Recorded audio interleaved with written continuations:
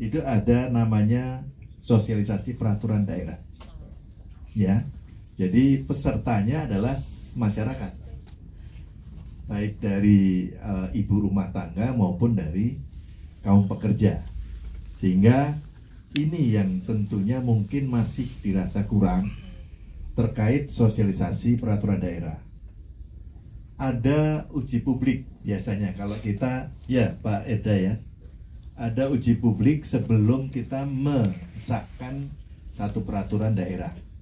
Tapi kan pesertanya juga tidak bisa mengambil dari seluruh warga masyarakat, hanya perwakilan satu lembaga atau komunitas. Nah, ini mungkin media yang mestinya perlu kita dorong, ya. Termasuk juga masalah sarana film ini juga menjadi salah satu fasilitas untuk bisa mensosialisasikan kepada masyarakat. Saya rasa demikian. Baik, terima kasih. Boleh kita berikan tepuk tangan untuk Pak Bagus ya. Berarti intinya adalah bagaimana edukasi ini Pak ya bisa mengena di seluruh lapisan masyarakat supaya pemahamannya itu satu pintu gitu Pak ya, rata gitu pemahamannya Pak ya. Baik, terima kasih Pak Bagus. Kemudian mohon izin Pak Herda, berikutnya mohon izin untuk Pak Herda, Koordinator Harian Stranas PK. Biasanya pesan-pesan pencegahan korupsi itu disampaikan melalui pendekatan teknokratis ataupun pendekatan formal gitu ya. Nah, ini unik sekarang. Pendekatan baru yang dilaksanakan oleh Stranas PK adalah menggunakan media film, ya, out of the box gitu. Khususnya lewat pendekatan sinematik yang sangat emosional. Apalagi dalam film yang baru saja kita lihat, Nyanyi Sunyi Dalam Rantang. Nah, ini mengapa Pak sekarang tuh berpindah gitu Pak? Bukan berpindah ya Pak, ditambah ya. Izin Pak, silakan Pak Herda. Ya, terima kasih.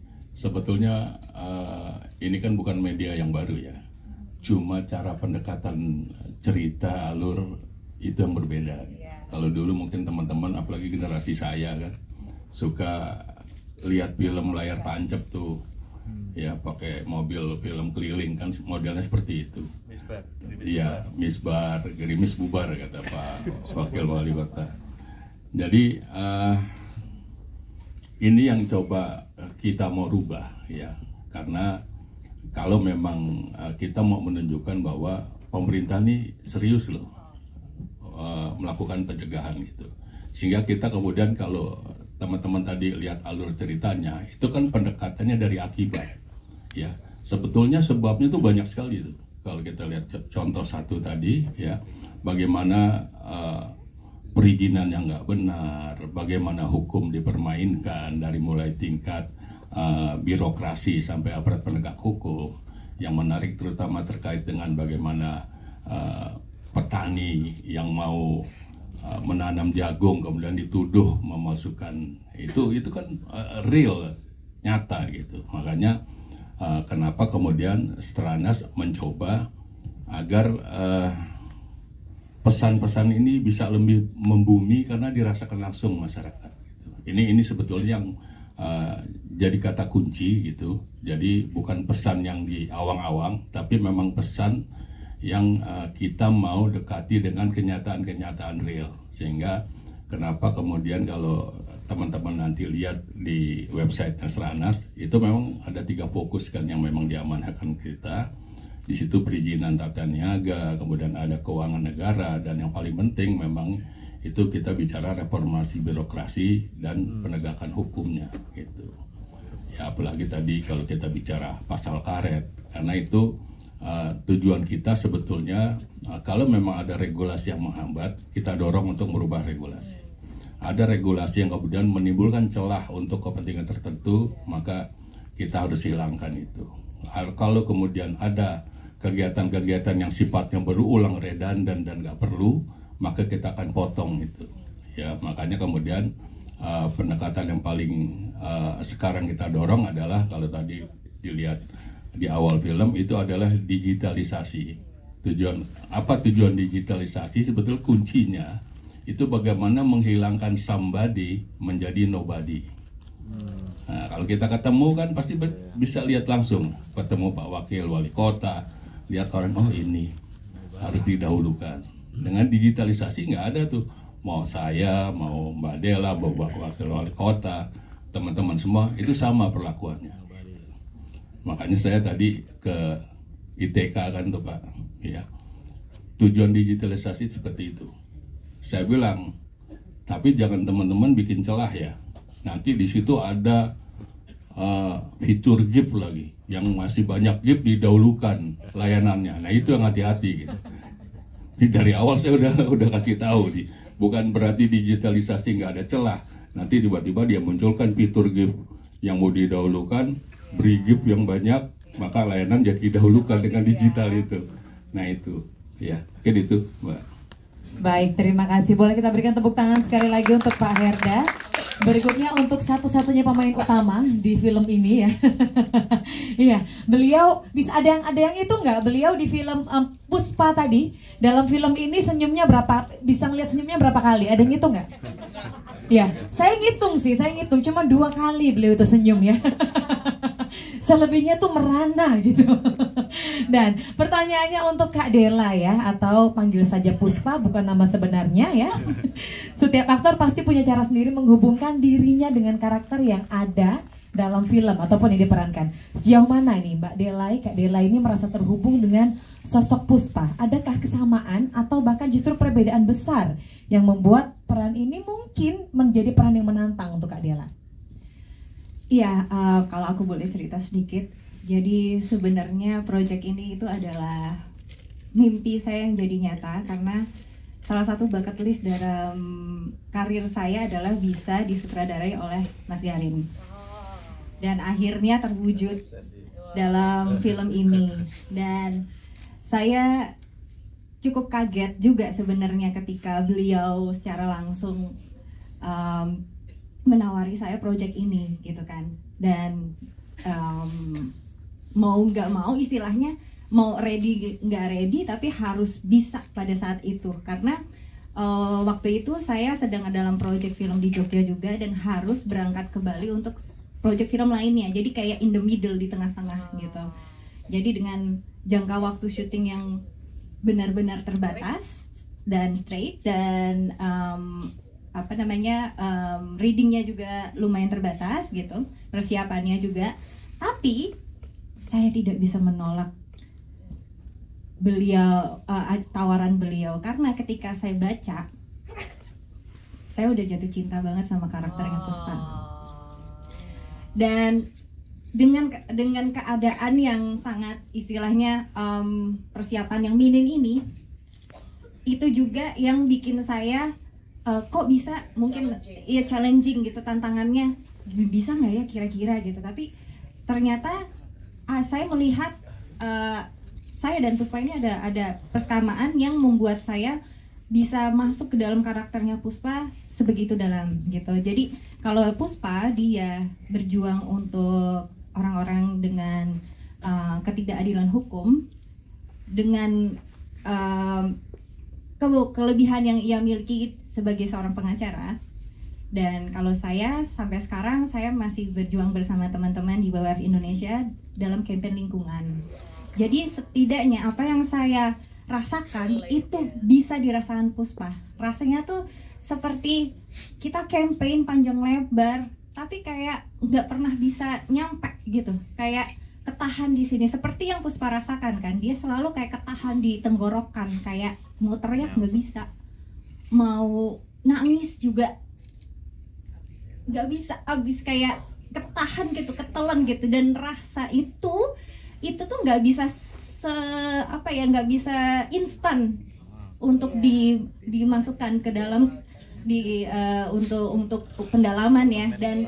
Dan itu yang saya ambil ketika saya memasuki karakter Puspa ini, karena itu yang saya rasakan juga. Dan ternyata itu salah satu alasan juga Mas Gari memilih saya. Jadi bisa dibilang itu adalah sebuah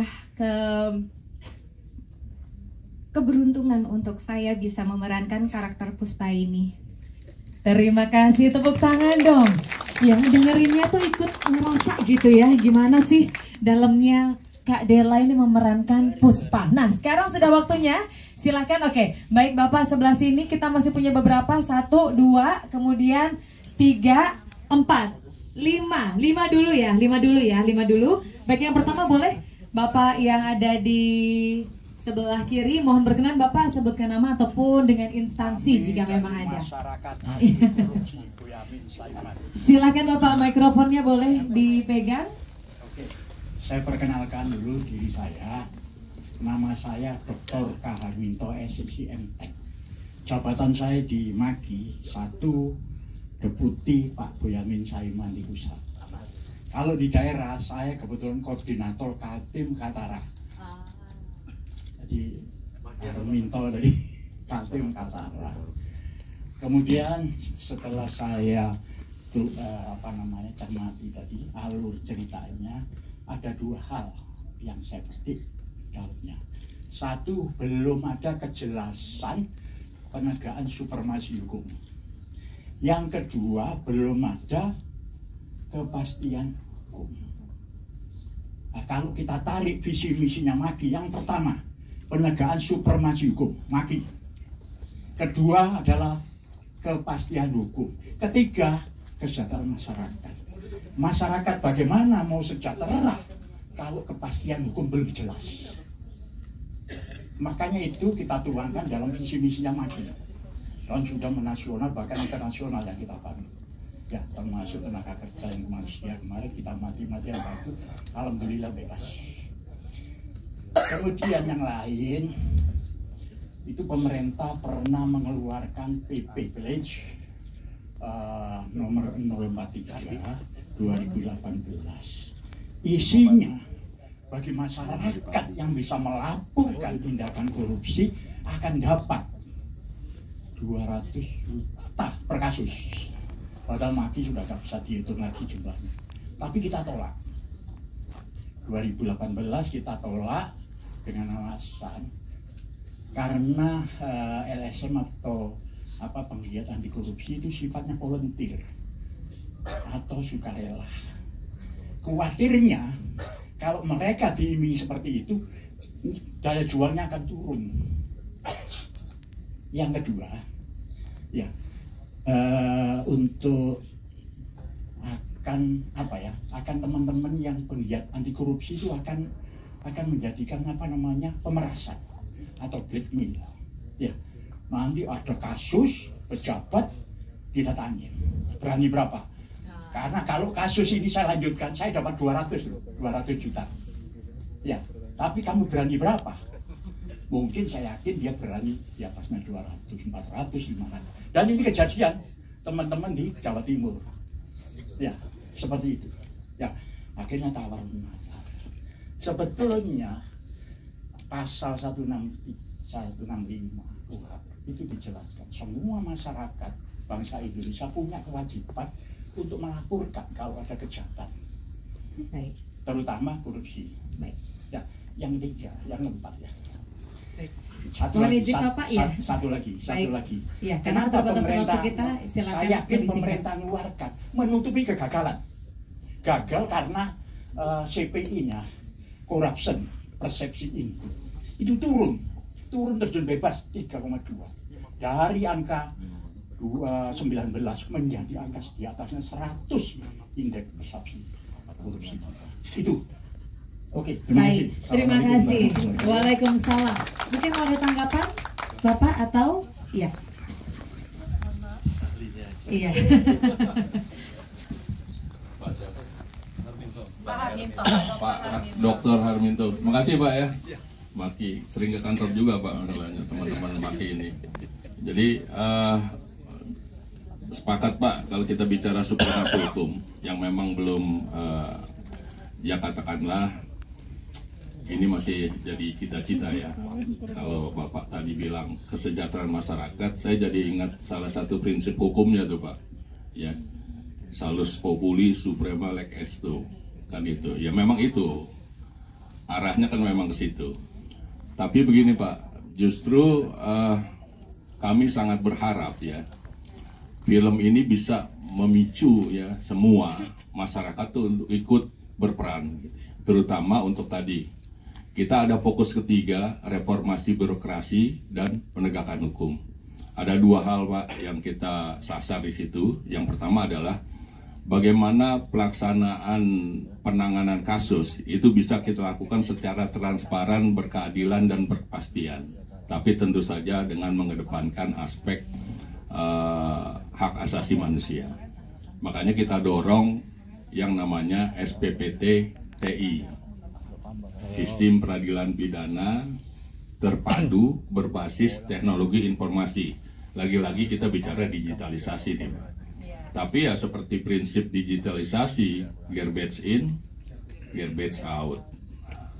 Yang memasukkan informasi itu manusia. Ini yang kita dorong lewat integritasnya.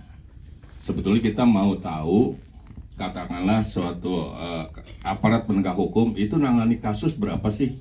Katakanlah sebulan ada 10, dari 10 itu berapa yang kemudian bisa naik status?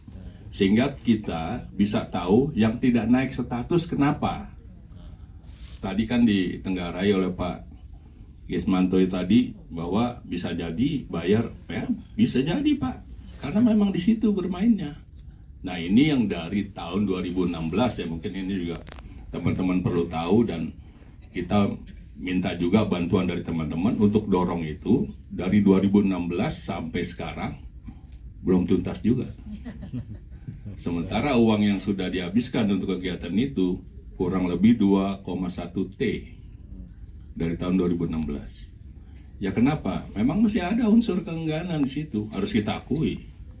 Ya, di situ ada kejaksaan, ada kepolisian, ada pengadilan segala macam. Tapi pengadilan harus kita apresiasi ya, karena sekarang Mahkamah Agung itu sangat terbuka dengan perbaikan. Mereka sudah bikin yang namanya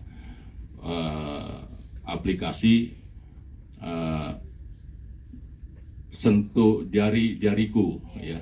Jadi dia bisa tahu hakim-hakim di mana, kasusnya seperti apa, dan kemudian integritasnya seperti apa. Tapi ini masih terus berproses lah. Tapi itu kita. Terima kasih.